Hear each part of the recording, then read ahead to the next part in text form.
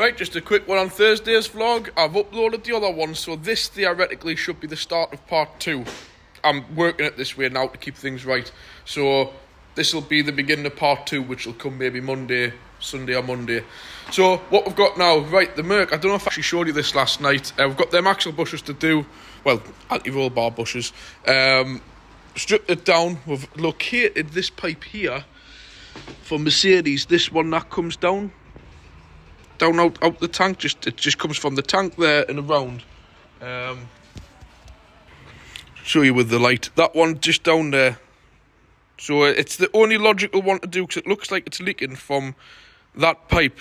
But apart from that, all the high pressure ones seem fine. It would have to be a new power steering pump because this tank is part of the pump. And I think they're about 400 quid. So naturally, you do the cheapest things first. So we've got this pipe ordered from Mercedes. Changed that. I'm going to put a leak sealer in. I've already used this in my Audi. It is decent stuff. Put that in and put some fresh fluid in and just leave it to test, see what happens. We need to get all this intake system back on once that pipe's done. Oil in, do the rear anti-roll bar bushes, and like I've mentioned, the tyres are probably going to be here Tuesday. So that's underway with this. I just thought I'd quickly show you that. Now we've got this thing in here. And it just shows you how much of lack of interest I have for these. I couldn't remember what it was even called. In fact, I'm still struggling. It's either a Crossland or a Greenland or something. What is it? A Crossland X. Basically, it's a Citroen C3 with the different body panels on. Because obviously Citroen and Peugeot PSA took over Vauxhall at this time. I'll show you a bit better when it's down. But it's got your usual little 3-pot turbocharged, at least this time, Citroen Peugeot engine with that awful wet belt, so it's very important to use the right oil. And this car hasn't got many miles. I don't even think it's got 20,000 mile on, and it's still under warranty by 1 month. And there's a gearbox leak, and I'm not sure if it's coming. It looks like that could be slack, but it should never have been touched anyway at this age in miles. 69 plate, like I say, it's not even 3 years, it's just about to click 3 years. But if you look at that gearbox, that's exactly what I used to have in my this is a 6-speed, it's got an extra gear in the end. But it's exactly the same as what was in my old Peugeot 406. Not a bad thing, I will say. I respect the French for that. If something's okay and it works, leave it be. And they always get a bit damp around this area. But since it's under warranty, maybe that's something worth taking in. The discs are getting a bit grotty. They always do on these for some reason. I don't know why. I'll put that light down again. I'll just grab it. They always get a bit grotty on these. I think it's because they're that small on the back. They just seem to pick up a lot of road debris and stuff. Because even from the factory, they don't have kind of protections. But we had that. How they haven't got no back plates on them. Probably not a bad thing, because it's just one less thing to fall off and start to rattle. The usual Citroen Peugeot exhausts on them. These little like strap things always go wrong, but you can easily weld them up. And these little brackets, I don't know why they haven't learnt the lesson. They're so thin and barely even tacked on. I'll show you better down here. They're barely even tacked on. But again, a little dot of weld. It's not the end of the world. But just in case you don't believe us, which you all know there, Citroen Peugeot, they're not trying to lie, because Citroen Peugeot genuinely did take over this company. Here's the oil filter, as you can see, Citroen Peugeot. But what I do respect in one sense is it was a globally known thing that they've got a funny name. It's not PSA to begin with, S something group. They did clearly announce that they bought out GM, well, General Motors, Vauxhall, Opel, whatever you want to call it. So unfortunately now every Vauxhall you buy is just a reshaped Citroen or Peugeot. Not a bad thing, but I know a lot of my customers who are addicted to like one brand and they will not move from it. Like one guy in particular had an Insignia, and I told him, don't really go out and buy another Vauxhall. Oh, he had to go out and buy another Vauxhall, which is a Citroen. But yeah, give up speaking. You try to explain to people. I think the only way I think I can prove my point is by physically showing these videos of this is not a Vauxhall. The only piece of Vauxhall on this car is the badge, and that's it. The body style, if you put it next, I think this is what would be the C3 Aircross. We'll service one of them. That's what this is. It's a Citroen C3 Aircross, rebadged and slightly redesigned. And do you know what it is? The body of them, apart from the front springs can be a right nightmare, aren't bad. But I just cannot get away with that dreadful 3-cylinder engine with the wet belt, which when it comes down, I'll show you it. I would never, ever, ever, ever have a car, own a vehicle, outright paid for with a wet belt. Unless we're getting down the line when things are worth 500 quid and £1,000, even then, I probably wouldn't spend £1,000. I would not have a car with a wet belt or a van unless it was in the 3-year warranty. So it's coming down now. I just thought I'd show you this. Electronic flaps in the grille. Remember, Citroën Peugeot designed, when they go wrong, the set engine management lights up, they'll overheat your engine. It's all stuff that they need now for modern day stuff. You can't get away from it. It's just all stuff to go wrong. But like, what I do like to see, I will give these a thumbs up, they're not trying to hide nothing. Like, you open the bonnet and it's clearly there, Citroën Peugeot. I put my thumbs up to that, because they're not doing what I showed you on that Mercedes the other day, where they're rubbing off all the Reynolds signs. They're being honest about it. I'll have to give them their due for that. But I just want to show you this wet belt in here. And you see that there, just to the side? Just in case anybody doesn't believe us and all the rest of it. That's it there. In fact, I'll even shine the light in for you just quickly. Just 1 second. That's it there, you see? I'm going to get see there? That is a rubber belt running inside of the engine, mixing with the oil. Supposedly a special belt, supposedly a special oil. But end of the day, when the car comes to 100,000 mile, I think it is, full engine's got to be stripped down to change that belt. Where with a time and chain, until they start to rattle, you leave them for life. To say that you may have to change them at certain intervals, but until they rattle, you don't waste your time with a chain. I just thought I would show you that. So yeah, this is again with these, with the oil filters. I've told you about them. Always pre-fill them. Like, you see the oil in there. The new one that went on, put the oil straight into it. You do not put them on dry, because I've heard stories. Hopefully it's never will happen to us, but never happened to us. When you start them up, like the Rangers, they get a bit of an airlock in the oil system, and they can run themselves dry. It only takes a matter of seconds for an engine to seize itself up with no oil pressure. On a brand new car like this, you're up shit quick. So always pre-fill. To be honest, any filter that sits upright like that, just pre-fill them. Naturally, when they're sideways or like that, you can't, it'll all leak out. So that's this in for MOT and an oil change. I just wanted to show you this. That Audi A4, Air Road, All Road, what I had in the other day. And I showed you the broken springs. These are genuine Volkswagen ones, as you can see there. Genuine dealer ones. There's it's even coming off there. Genuine Volkswagen Audi ones there. You see, Volkswagen Group. Have a guess. I think I told you in the video. And there's the two cups, because you seen one of them was broken, because where the spring had snapped, it had cut it all.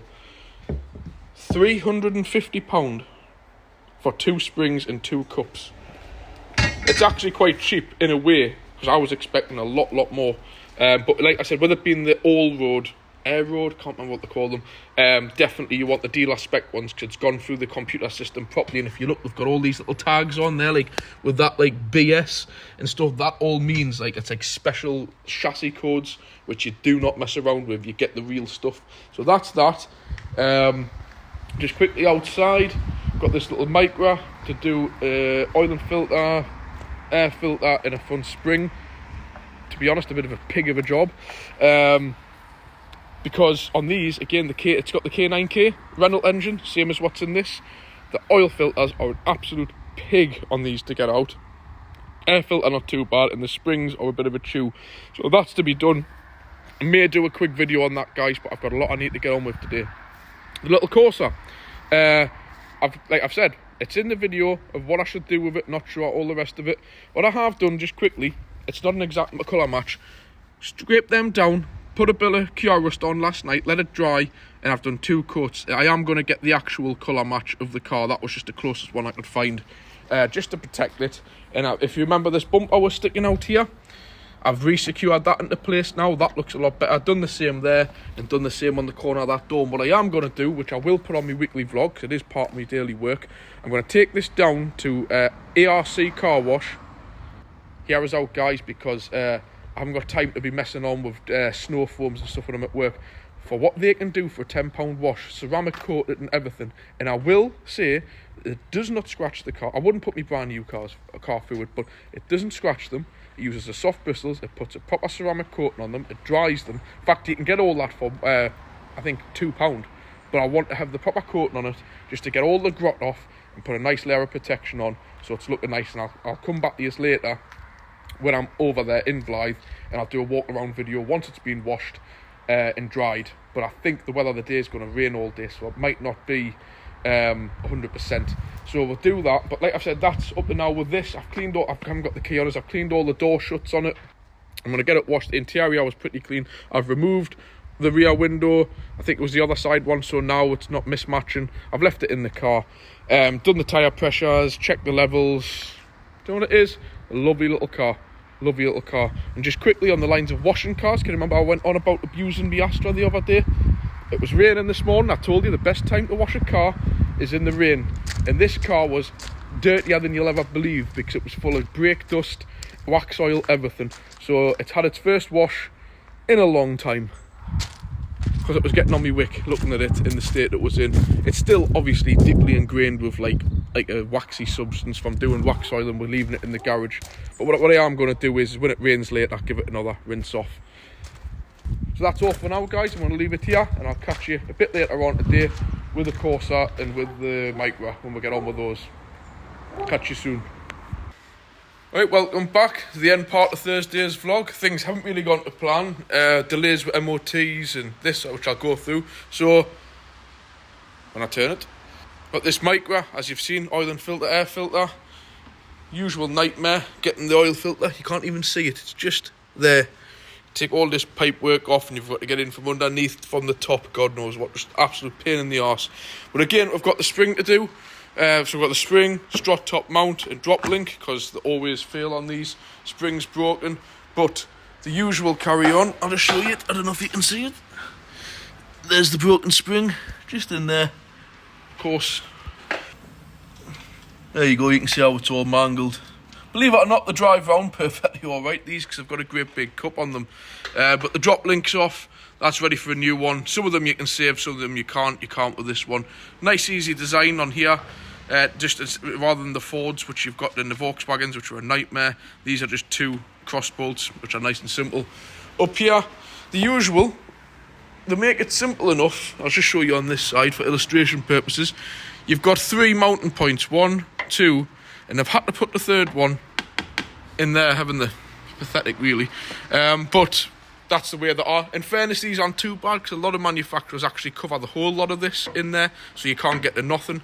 So we've got to do that, get into there. But the problem being, this was already on the lift, as you've seen, and it should have been done. But this is what I tell you. If you have a car with lock and wheel nuts, first thing you should do is take the lock and wheel nut off, put it in the bin, and get 4 normal ones. Trust us, no one ain't going to nick these wheels off this Micra, unless they're absolutely crazy. So what happened was a lock and wheel, with these generally, these are Renault Clios, these Micras, is the studs go through too far on some of them, and they get too tight. And what happens is the lock and wheel nuts end off just stripping, basically. So this one that it is, they're lying somewhere. This is the lock and wheel nut here. As you can see, somebody's been on with it. If you look into there, it's all stripped and mangled. So of course that's cocked the whole day up. We have got a lock and wheel nut removal tool. We've never used it before, so we just took it up to Stake 4 tyres, and they sorted it out for us. And also removed all 4, and as you've just seen on that other wheel, removed all 4 and put 4 standard wheel nuts back in. That would have been an absolute headache if you had broken down trying to get them off. So top tip, get your lock and wheel nut and put it in the bin. Every single car I've had, I've done that. So that's this. So now we're going to get on and do the spring, which I'll just spin that round. Luckily, when it's been off the lift, the other job that was in, which was this little thing here, which was in for an oil and filter change, exactly the same engine as what's in this Vauxhall, which isn't a Vauxhall, it's a C3 Aircross. That's basically what that is. So this was just a straightforward oil and filter change. Must admit, I do like the colour. But what I don't like is these little 108s and stuff always used to be based on a Toyota Aygo. So it was all, well, not all, but mainly Toyota components. Unfortunately not now. These have got the same shitty engine in as what these have got in, which is that awful wet belt little rumble box 3-cylinder. Right, the other ones were 3-cylinder, but at least it was Toyota. But this is quite a nice spec, actually. Keyless entry, all the mod cons, aircon. You don't see many of these with what you call it, with keyless entry, I must admit. So it must be a nice spec one, or a limited edition. But I haven't even opened the bonnet on this. I'm quite keen to have a look. As always, I remember these as having the nice Toyota engine in.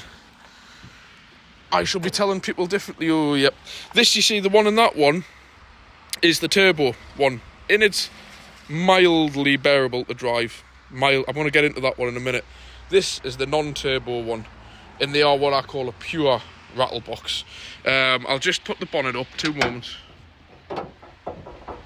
These are what I call a pure rattle box. No turbo. Ugh.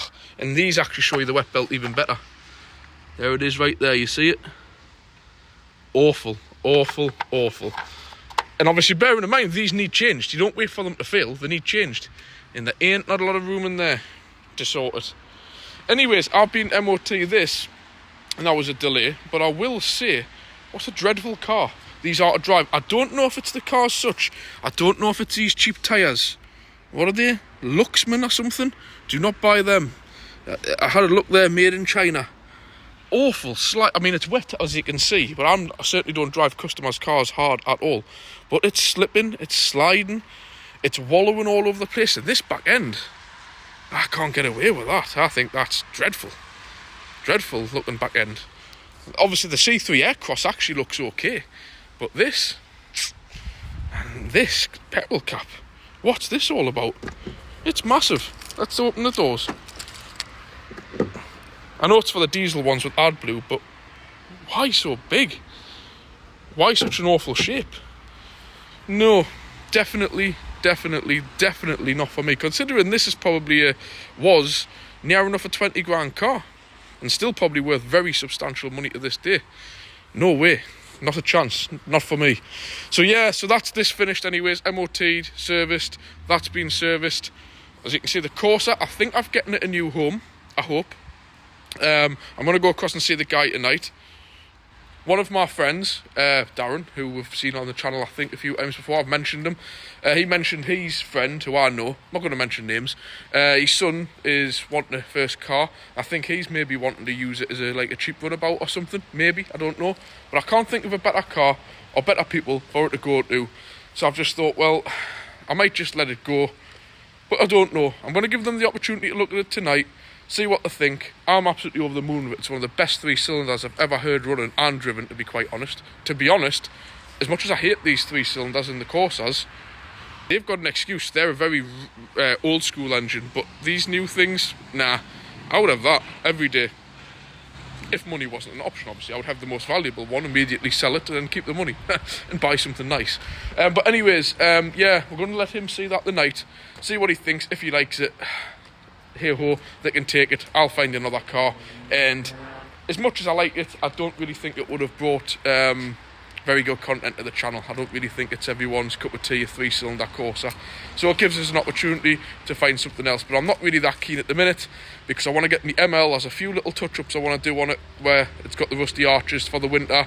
I want to spray a bit of grease underneath just to keep it right, and then go and put that in storage by the end of next week. So once that's away and sawned, I've got a full space on the drive, bar the caravan, which I can fit 2 cars. Obviously I've got my A6 and the other one.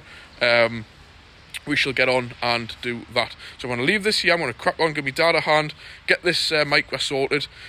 These 2 cars are to be picked up. I need to contact the customers, and I'll get back to you with that. As for the car washing, like I promised you, as you can see, what is the point? I'll end up getting the thing washed, and it'll be up the riggings again. So I'm going to chuck a bucket of soapy water over it. It's raining, it'll rinse it off. And fortunately, that's the best I can do. And it saves me 10, 12 quid as well. So, not the way I like to do things, but I think literally I may as well have just chucked that money in the bin, because what's the point in washing a car to drive it back on all the dirty roads? No point, is there? So, right, catch you soon. This has gone on long enough. I need to crack on. My dad will be calling his names behind me back, because I'm going to help them. Catch you soon. Hello and welcome to Friday's vlog. Not going to be a great deal here. Bit of building up here and there on the van. We've got this Toyota Aris in. It's got quite a few nice specs on it, this one. I'll just run through it with you. It's not your normal one you see. This was just on the changeover year before they went from an Aris to a Corolla, and they kind of looked exactly the same. It was one of the most pointless things Toyota ever did, actually. I really don't know why they suddenly decided to change it back to a Corolla, and they're the same car, look the same everything. But this has got a bit of an interesting little engine in it. Obviously, we all know what Toyotas call diesels are the D4D. And this car, when I first seen it a couple of years ago, really had my scratching my head. I'm thinking, a D4T? D4T, a diesel? I'm thinking, that's not a diesel, that's spark plugs. I was thinking, what does that mean? Why have they called them? Why is it in green? You know, because that's what they used to do with the old D-Cats. Well, they weren't a D-Cat, they were basically the 180 brake horsepower diesel engine that they did. So I was thinking, wait, is it a sporty one? Is it not? Great big charge cooler, an actual water-cooled cooler, as well as an intercooler, I believe, down there somewhere. In fact, some of these don't even have intercoolers anymore. Do you know that? Let's have a look. No, a lot of them do away with that now, and instead of having air for your intercooler, it actually uses water. And it uses water to cool the charge, the air that goes into the turbo. But I was thinking, I was thinking, what's this? There's some weird things there. For service on the PCV. So you must have to take that out. There must be a little filter in there. I might inquire about that, because you can see there's a little gasket underneath. But anyways, D4T, I was thinking, what's that? Obviously, you can see here, it's got the high pressure. It is a petrol, and you've got a high pressure pump. Like I'm saying, like a common rail, like diesels. That's why you hear the phrase common rail diesels. So this has high pressure fuel injection. If I can just take this off, I'll show you. You probably can't see it. No, you can't. Well, it's a 4-cylinder 1.4. But what it does have, I'll put that back properly in a minute, is a high pressure fuel rail. That's it down there, you see. So that's your pump, your high pressure pipe.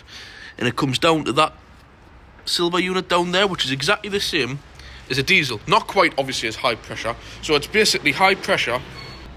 So basically, it's a high pressure fuel injected petrol. That's what all the Volkswagens and all that are like that now, and a lot of cars.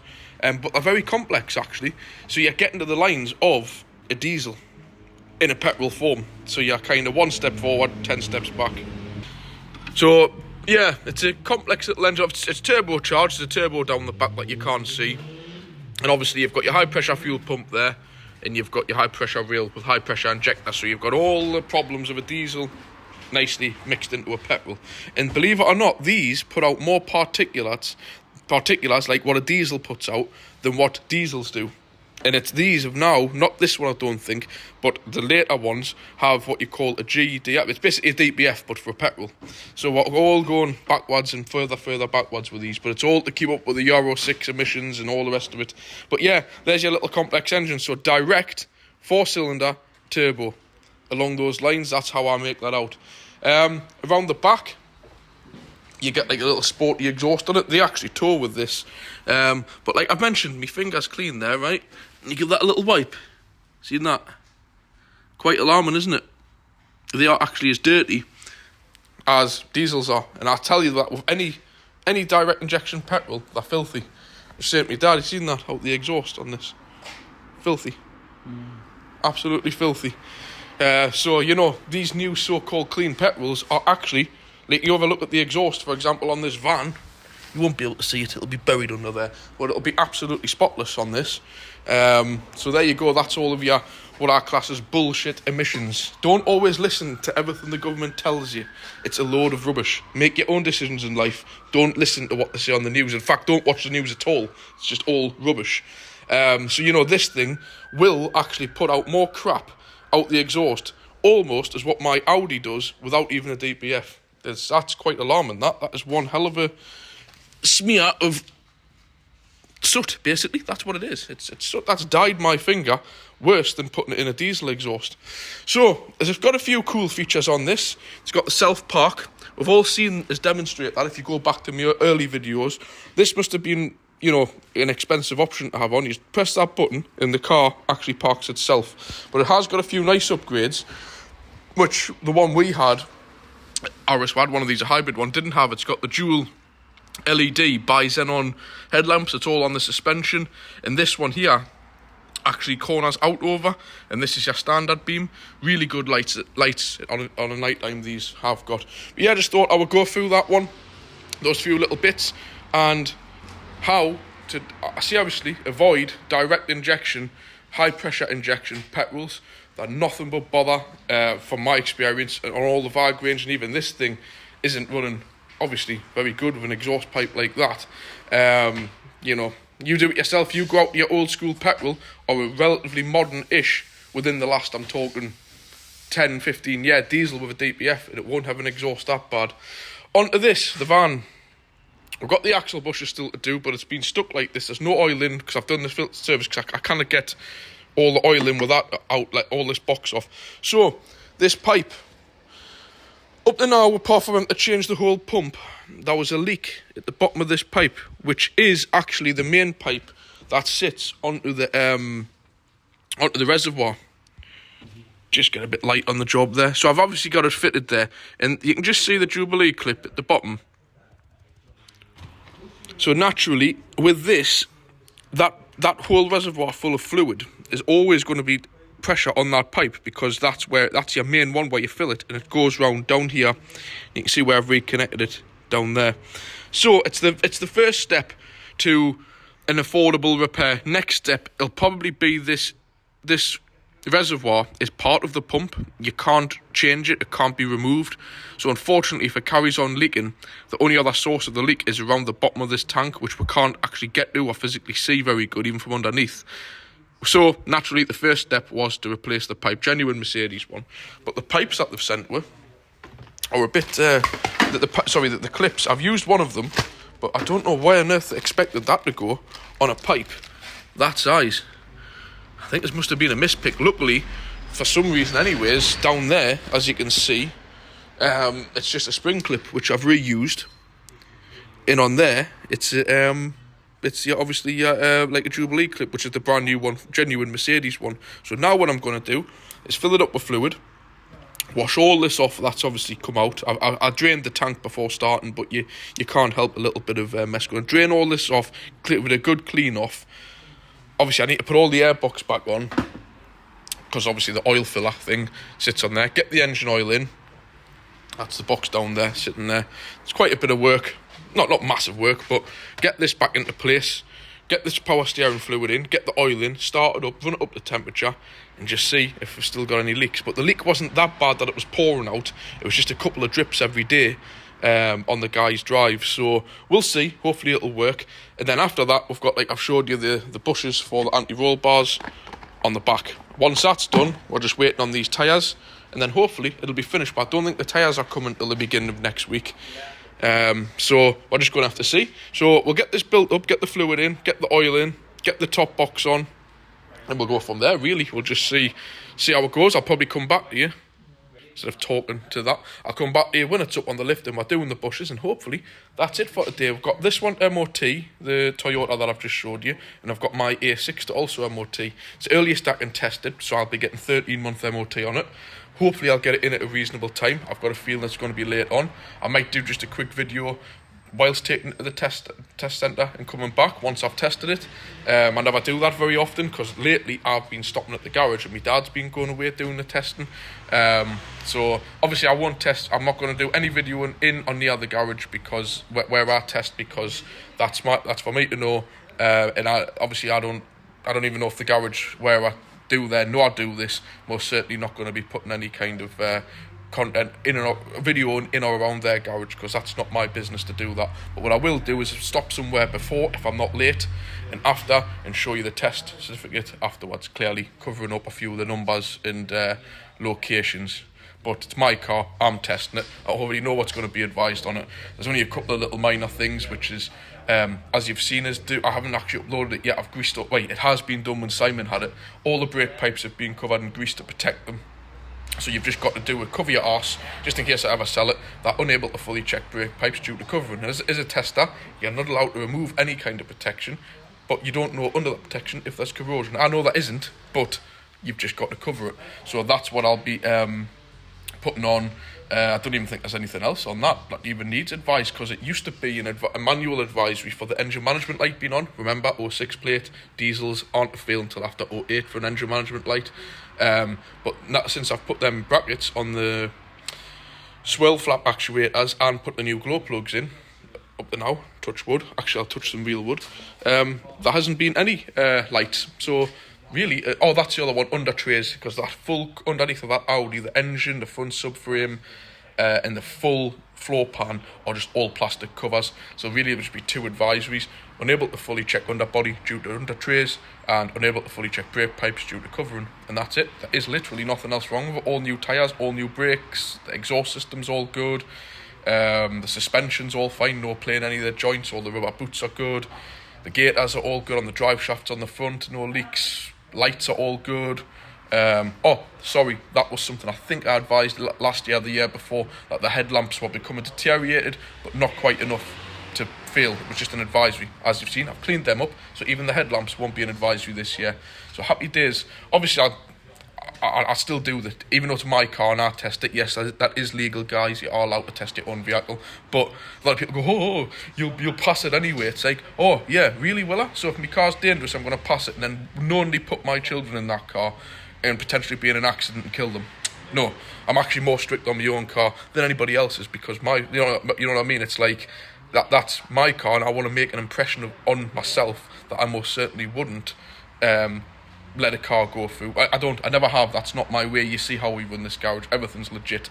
I would never do anything like that along the lines of passing a vehicle that shouldn't be passed. That's a mugs game. Any of you out there who get that done, or you know somebody who does it, you don't have my approval from that. I personally think that's sick, because it's not just your car, it's that you share the road with everybody else. So if you're willingly going to get your car put on the road in a dangerous condition with a Mickey Mouse ghost MOT, as people are calling it these days, thumbs down from me. That's a proper sad act move to do.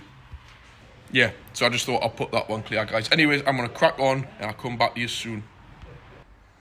Right, guys, just quickly, obviously that Aris was away. That was done, MOT'd.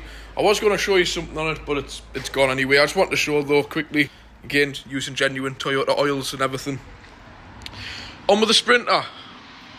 We obviously have, here's the dogs, mad dogs coming in. Here we go. There we go. That's their treat time, isn't it? Hunter was deciding to carry the parts. He nearly had one. They wouldn't have tasted very nice, Hunter, would they? So anyways, we're on with the Sprinter. I've got these were the new drop links that were fitted not long ago from Mercedes, but these ones in the anti-roll bar, they are gone, so we're going to change them. I've got some D-bushes over there, but I want to assess these because they don't actually look too bad. I think it's more these that are knackered, so we might just change them. But I've showed you these earlier this week.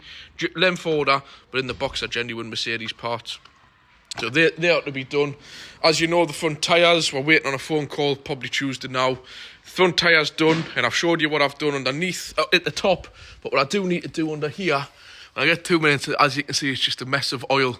When I use a can of brake cleaner and get all this as clean and as dry as possible to be able to check it. Obviously, when we get round to letting it run a bit more than what we have. But yeah, it's quite a substantial vehicle underneath these things. I will say, totally different league to these transits and relays and boxers and stuff. These are what you call a proper heavy duty van, basically a proper commercial. I mean, look at that prop shaft.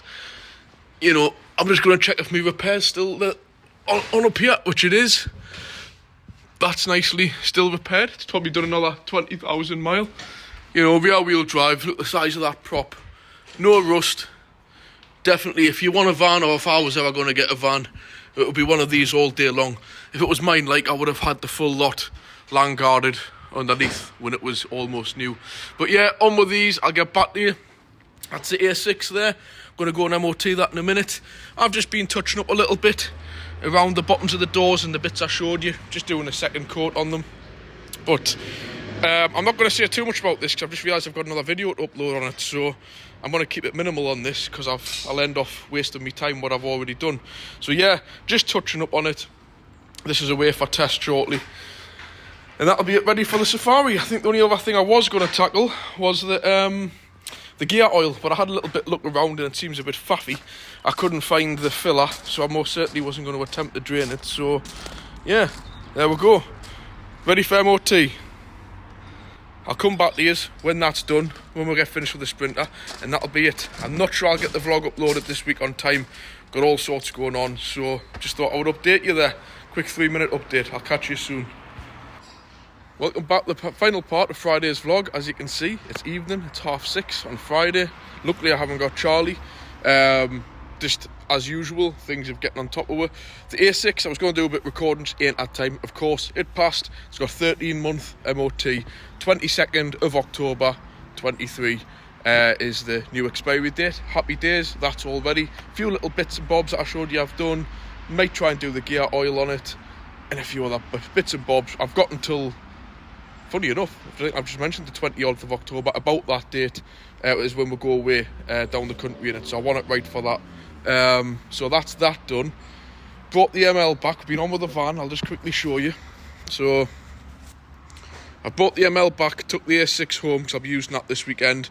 And like I've mentioned with this, there's a couple of bits on the scabs on the arches before I store it away. I just want to scrape a few bits down. I've got some new Hammerite. Yeah, I know it's not the right way of doing it, but this has lasted 2 years. It doesn't make it go away, but it certainly hasn't made it get any worse. And this car used to deteriorate terribly. So yeah, it doesn't look nice, but it works. It's fine.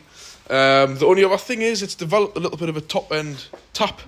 Definitely will not be worn mechanicals because it's had oil changes like at crazy intervals. I think it takes about 10 litres of oil and it gets changed for quite 10 plus years we've worked on it. I think if anything it might be the valve clearances or something. I don't even know if this has got adjustable valves or if it's got hydraulic lifter. I don't know. So what I have bought, I've drawn off some oil on it. I'm not a big believer in lotions and potions and all the rest of this stuff, but I'm getting some hydraulic valve lifter. I think the only thing is with this car, it gets used for tone and then it sits for weeks, and then it gets used, then it sits for weeks. So I'm going to put some of that in. It's got brand new oil in, well, more or less new oil in. See how it goes. It's Friday, I'm picking that up over the weekend. I'll stick it in on Tuesday, let it run a bit. It's only for about 2 or 3 minutes when you first start it up, when it's been stood for, obviously, over a week. Which not many cars do, you know, they tend to be used every day, so we'll see. Like I said, it's not something, you know, where it's like a camshaft or something. It's definitely nothing like that, but it is like a metallic tap when you first start it up, like older cars sound like. But we'll see. At the end of the day, once after 2 or 3 minutes of running, it sounds absolutely spot on. So that's obviously what it is, something like that. Onto the Sprint. We're getting these bushes done, which without the proper tools aren't ideal. Like I said, that these actually sit. It would have made more sense for obviously these new drop links for them to have had the bush in the drop link at the bottom. So you replace the drop link and you get 2 new bushes. Why it's in the arm, bit of a stupid idea. So they're done. We're leaving the D bushes for now. It's not really worth the hassle of doing them until we see what it's like, because obviously the suspension's hanging. So we'll crawl under when the weight's on and do that. And just the final bit, which it's had done, obviously I've cleaned all up under here. So as you can see up there, that's the bottom of the power steering pump, the nice shiny bit. All the pipes I've cleaned. This was all covered in oil. I've cleaned it down now, so there's no drips of oil. So spin that round and up. So now it's going to stop here over the weekend to see if anything leaks out of it. It's got to go up to near Ashton for a test drive to get the tyres on anyways on Tuesday. So that's a good bit of a drive for it. Probably give it another test drive, and that's a finish Tuesday night. And then hopefully, before it goes back, recheck underneath, let the guy use it for a week, get it back into recheck. If not, it's probably, like I mentioned, going to have a new pump fitted, which isn't ideal, but if it's leaking, it's leaking. It needs done, doesn't it? So that's that. That's everything done with the Sprinter. I'm going to get this off the lift because I don't really want this sat up on the lift all weekend. So that's it for this week's vlog. This is Friday. I definitely won't get the one uploaded. I normally get part 1 uploaded tonight on Friday. I'm going to do it on Sunday because I've looked at the figures on Saturday are crap. So I'm not going to upload anything anymore on a Saturday because clearly that's everyone. I don't know, it just shows you the analysis, and the analysis of a Saturday is crap. So I'll probably upload my part 1 on Sunday and my part 2, which this will be, on Monday around between 6 and 8 o'clock in the evening. I still ain't got time. Plus this week I've already uploaded, I think on Wednesday, part 2 of last week, and the little video that I did on that Corsa. So excuse they're a bit higgledy-piggledy at the minute, but like I keep mentioning, guys, the garage comes first. that sky looks lovely at the background. The garage comes first. I have to put it first. Obviously, my family, all that kind of stuff. I am going to sit and get them all edited over the weekend. They'll just be sitting there on YouTube, ready to be released. The only way I can get a little bit more money is releasing them at more sensible times, which, like I've said, is between 6 and 8 and 9 on weekdays, and a Sunday. But Saturday, the figures just aren't there naturally because everybody goes out. That just is the night, Saturday night. Used to be Friday night when I was younger, but must be Saturday now. But anyways, we'll leave it here. I'm knackered, to be honest. I wanted my partner's sister's away on holiday this week, so she's worked on a day off yesterday on Thursday. She's worked on a day off, which is normally our day together, tomorrow on Saturday. So this is my time off, Saturday, Sunday, Monday, and I haven't got Charlie this weekend, but I've got Olivia on my own all day tomorrow, all day Sunday, all day Monday. No time to do anything with my cars. No time just to even sit, have 5 minutes on my channel, uploading stuff, editing stuff. So it's not ideal. And then the next week on Saturday, which is my other day off, she's at my cousin's baby shower. So that's me and Holly done now. We've had a flipping harassful weekend in the caravan, like I say, with 2 kids, 2 dogs. This weekend we won't be seeing each other next to none. Next weekend we won't be seeing each other next to none. Family life, eh? Everybody seems to live the great life of going on. Like I've mentioned, I'm not going to go on to his holidays. Holidays are not what we have in the caravan. We're looking after our family, the family holidays. Everybody knows if you've got family, young family especially, yes, it's good, we enjoy it, but it's hard work. It's not like when you come back and you go, oh, that was a relaxing week, we did nothing, great. Yeah, we haven't had that. Then followed by 2 full weekends of not seeing each other. We don't see each other through the week. I mean, I'm getting in at 8 o'clock at night. She goes to bed at 9 and 10. So we don't even get any time just to sit and have a chat. Half the time we don't even sit and have our tea together. So that's working life, that's family life. I've got 3 tickets on the Euro Millions tonight. I think that's about 150 million. I'll let you know on next week's vlog if I've won over £100 million.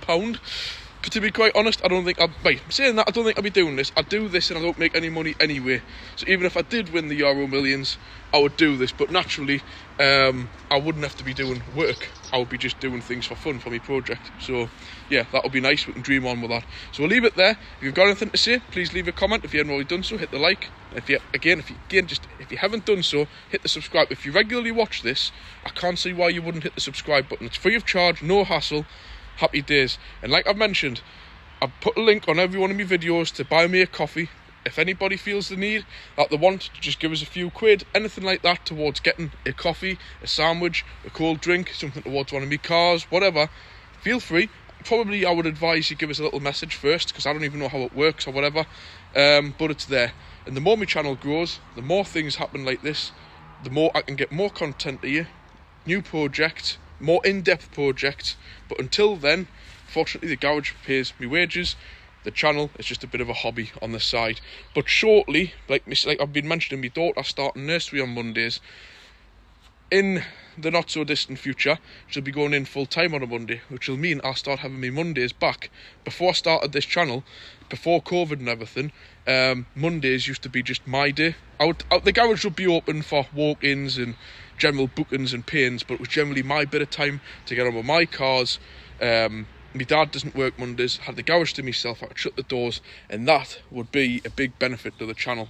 Hopefully, when I get back on a Monday, that'll be where I can do some more in-depth recording, putting the phone on the tripod and doing a bit more in-depth recording of work. But anyways, catch you soon, guys. Have a good weekend. This will be on Monday. The weekend will be finished. But I'll catch you on next week's vlog or the next video I release. Bye.